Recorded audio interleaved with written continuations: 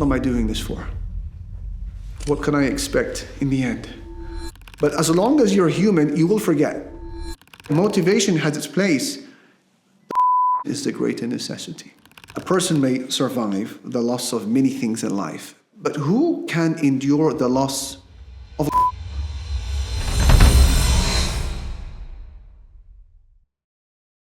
What creates righteous people? A more difficult, sterner question is, what creates righteous reformers? Those rare souls who inherit the work and the labor of the prophets. Jibreel alayhi salam brought down the Qur'an from Allah Almighty, and so he became the greatest of angels. Our Prophet Muhammad ﷺ received the Qur'an. He became the greatest of prophets, master of creation. The Qur'an was revealed or descended in Ramadan. Ramadan became the greatest of months.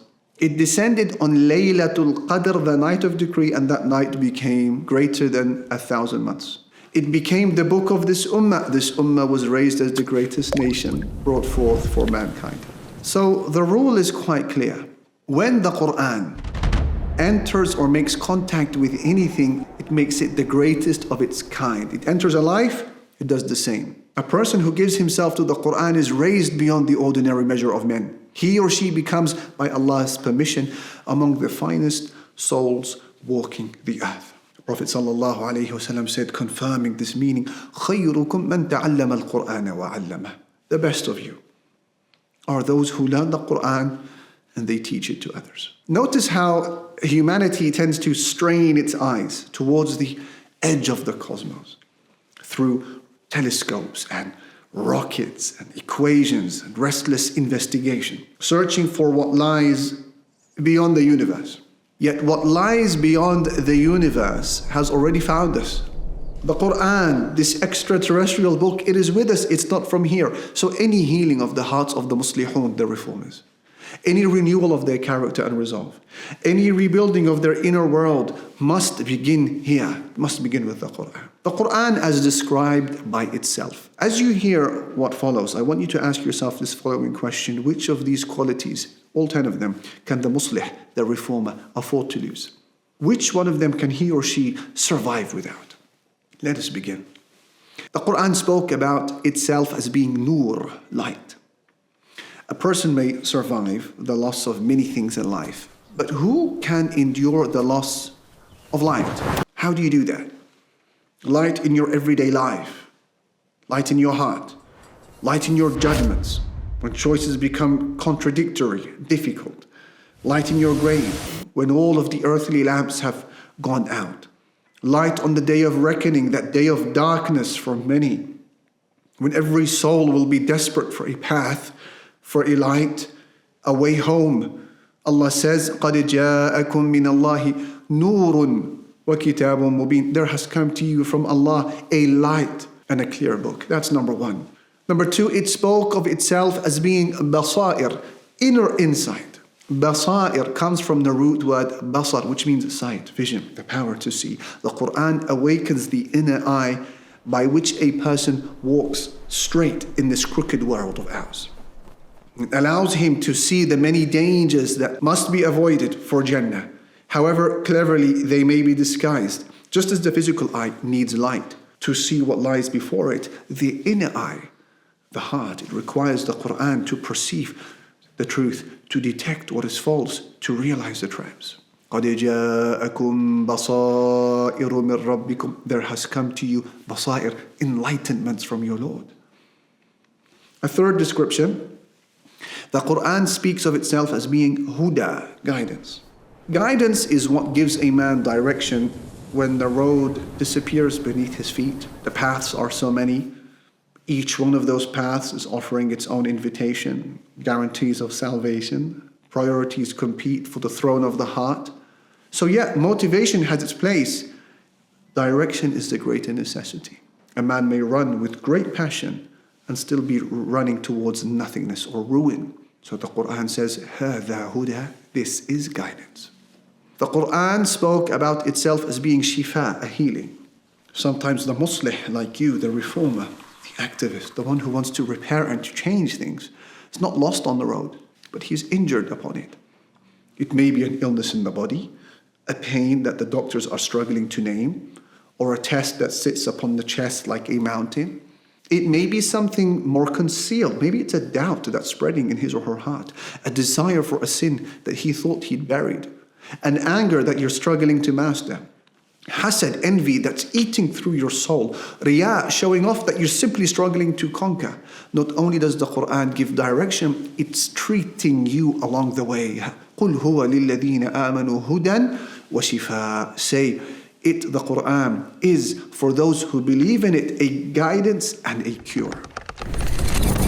This is a phone, a clock, a camera, a compass, a notepad, even a studio. We share pics and we make calls, but imagine it could be even more than that. Your teacher that corrects you قُلْ يَا أَيُّهَا الْمُجْرِمُونَ and reminds you, who makes sure you never make the same mistake again. Memorization mistake detection from Tarteel, the smart way to memorize the Qur'an. Qur'an spoke of itself as being mubin, clear. Fog, vagueness, ambiguity, these are the spaces that magicians and falsehood, propaganda thrives in. Because anything clearer will expose it. But the Qur'an's confidence means that it operates in majestic clarity. It stands in the open. It's clear in its commandments, clear in its prohibitions, clear on its predictions, clear in every sense of the word, leaving no room for doubt. It leaves the sincere with enough light to walk, and it leaves the dishonest one with no darkness to hide. Allah said, قَدْ جَاءَكُم مِّنَ اللَّهِ نُورٌ وَكِتَابٌ مُبِينٌ. There has come to you from Allah a light and a clear book, clear.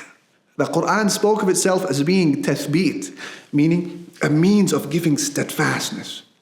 Life's curveballs are endless. Some try to misguide, others try to break, others try to demoralize, to drain, to hit you in wave after wave until you ask, okay, how much longer can I keep going? Here the Qur'an presents itself as a force that keeps you whole. كَذَلِكَ لِنُثَبِّتَ بِهِ فُؤَادَكَ. Thus it is that we may strengthen your heart through it, meaning the Qur'an. How else does the Qur'an speak of itself? It calls itself a dhikr, a constant reminder. You may know the way, you may be healthy along the way, and well along the way, but as long as you're human, you will forget. Life pulls. You got the rush, and the scroll, and the investment window, the desire, the deadline, and the headline, and we swerve from lane to lane. Then enters the Qur'an, in huwa illa dhikrun lil alameen. It is nothing but a reminder for the worlds, Allah says. The Qur'an also spoke of itself as being a maw'idha, meaning the piercing reminder, the piercing admonition. Lessons may increase you in knowledge. Lecture may impress you. But both of them may leave you unchanged. A maw'idha is an admonition that reaches the core, leaving you saying, I need to change and I need to do that now. Enters the Qur'an. Ya ayyuhan nasu qad ja'atkum maw'idhatun min rabbikum. O mankind, there has come to you a maw'idha, an admonition from your Lord. How else does the Qur'an speak of itself? It spoke of itself as being a book of barakah, a book of blessing. Why is that important, I hear you ask? Because what is time without barakah, without productivity?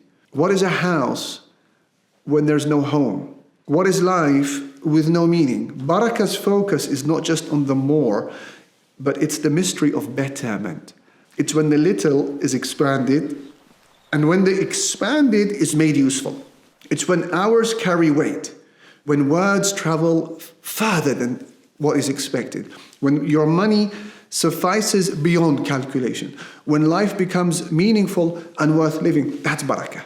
And so the Qur'an says about itself, Kitabun anzalnahu ilayka mubarak. This is a blessed book which we have revealed to you, that they may reflect upon its verses, and that those of understanding would be reminded. How else does the Qur'an speak of itself? It describes itself as being Bushra, good news. Be honest. What am I doing this for? What can I expect in the end? What am I working towards? Does any of this even matter? These are questions that visit even the strongest of souls. Even they need the occasional reassurance, a glimpse of the horizon. And so the Qur'an enters. وَنَزَّلْنَا عَلَيْكَ الْكِتَابَ تِبِيَانًا لِكُلِّ شَيْءٍ وَهُدًى وَرَحْمَةً وَبُشْرَى لِلْمُسْلِمِينَ. We have sent down to you the book as clarification for all things, and as a guidance and mercy, listen to this last one, and good news for the Muslims. So as a Muslim, believer in 21st century, and as a muslih, a reformer, who carries the weight of the world on his or her shoulders, there isn't a name, there is no quality, there isn't a gift from the Qur'an that you can do without. So expose yourself to the Qur'an. Because the one who carries people must first allow himself to be carried by the Qur'an.